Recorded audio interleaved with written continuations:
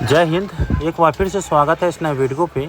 इस वीडियो के माध्यम से जो इन्फॉर्मेशन बता रहा हूँ, यह इन्फॉर्मेशन ललित नारायण मिथिला विश्वविद्यालय के उन तमाम कैंडिडेट के लिए है जो डिग्री पार्ट 3 के रिजल्ट का इंतज़ार कर रहे हैं। देखिए, आप लोगों को परेशान करना मेरा कोई मकसद नहीं है।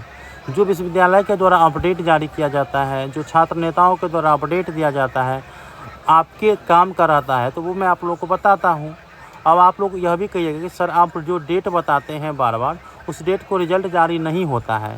तो देखिए, मैं थोड़ी बताता हूँ। अगर ऐसा रहता तो मैं खुद ही बोलता। तो परीक्षा नियंत्रक महोदय का कॉल रिकॉर्डिंग क्यों अपलोड करता? क्योंकि आप लोगों को विश्वास दिलाने के लिए ही अपलोड किया था। और आप लोग समझिए कि आप लोगों का रिज़ल्ट जो है टाइम पर आता। जैसे परीक्षा नियंत्रक पिछले महीना में बताया था कि आखिरी महीना में, अर्थात इस महीने के अंत तक, जून महीने के अंत तक रिज़ल्ट जारी कर देंगे, लेकिन ऐसा किया नहीं किया। इसके बाद कहता है कि मुझे 10 दिन का और समय दीजिए, मैं जारी कर दूंगा। अब 10 दिन का जब जैसे ही छात्र नेता आदित्य मिश्रा से बात हुआ, मैं आप लोगों को वो भी कॉल रिकॉर्डिंग अपलोड की दिया, जो कि आप लोगों को पता होगा। तो वो कॉल रिकॉर्डिंग अपलोड किया तो वो कहता है कि लेटेस्ट 10 तक और 6-7 मान करके चलिए।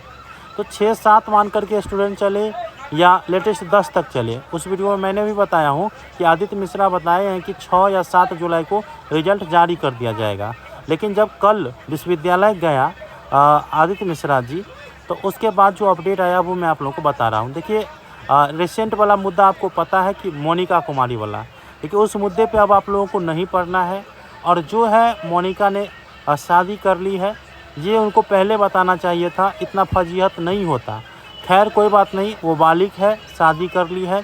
बाकी इससे जो है ना कुछ गार्जियन पर जो है ना दुष्प्रभाव पड़ा है, क्योंकि वो अपने बच्ची को कैसे भेजेंगे पढ़ने के लिए।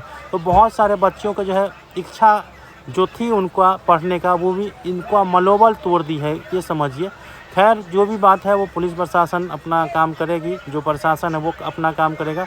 अपने लोगों को क्या है, अब जो कहना है आप लोग कमेंट करिए मोनिका के बारे में, क्या मोनिका सही की या गलत की।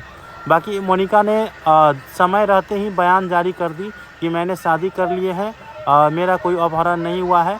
ये अच्छी पहल है, क्योंकि देखिए जैसे दिन प्रतिदिन जो है वो आंदोलन का रूप ले रहा था ये केस, और समय रहते उन्होंने सही कदम उठाई है कि बता दी है। बाकी आप लोगों का क्या कहना है वो कमेंट बॉक्स में ज़रूर बताइएगा। ठीक है, आप लोगों का जो भी कहना है वो कमेंट बॉक्स में बताइए। रिजल्ट को लेकर के मैं अपडेट दे देता हूँ। देखिए, कल के दिन जो है आदित्य मिश्रा से जब कॉल आया तो बताया कि रिजल्ट के डेट में चेंजिंग हुआ है।